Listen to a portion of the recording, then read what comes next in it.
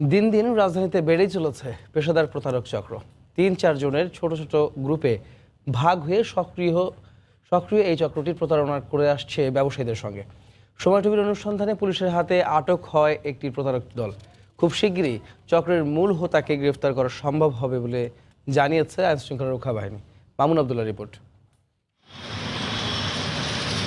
রাজধানীতে ছিনতাই বা প্রতারণার খবর নতুন কিছু নয়, তবে সময় টিভির সংগ্রহে এই সিসিটিভির ফুটেজ যেন হার মেনে যায় সব গল্পকে। সিসি ফুটেজে দেখা যায় রিকশার হাতল ঠিক করার কথা বলে রিকশায় থাকা পণ্যের মালিককে কিছুটা হেঁটে রাস্তা পার হতে বলে রিকশাওয়ালা। এরই মধ্যে একই গ্রুপের অন্য একজন সদস্য কৌশলে ধাক্কা দিয়ে কথা কাটাকাটিতে ব্যস্ত রাখেন তাকে। এই ফাঁকে রিকশায় থাকা প্রায় ২ লাখ টাকার পণ্য নিয়ে চম্পট দেন রিকশাওয়ালা, যার কিছুটা আন্দাজ করা যায় প্রতারিত হওয়া এই ব্যবসায়ীর বক্তব্যে। রাজারবাগ মোড়ে যাওয়ার পর বলে যে আমার হ্যান্ডেলে একটু সমস্যা, নামেন।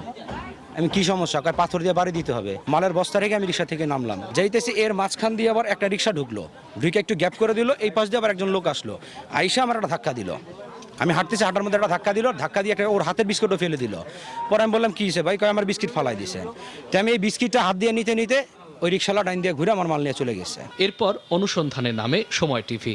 সিসিটিভির ফুটেজ নিয়ে ঘটনার আদ্যোপান্ত জানানো হয় পল্টন থানার ওসিকে। বিবরণ শুনে ওসিও আশ্বাস দেন প্রতারক চক্র ধরার।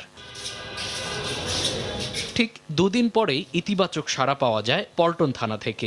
জানানো হয় আটক করা হয়েছে প্রতারক চক্রের 3 সদস্যকে। এরা পেশাদার, দীর্ঘদিন যাবত এই কাজই করে, একদিন 15 বছর যাবত এই কাজ করে। মামলা আছে, মামলা আছে। এখন যে অন্যান্য গ্রুপগুলো সক্রিয় আছে, সেই গ্রুপগুলো আমরা অ্যারেস্ট করবো। এই কাজগুলো তারা এখন না করতে পারে সেই ব্যবস্থা নেব।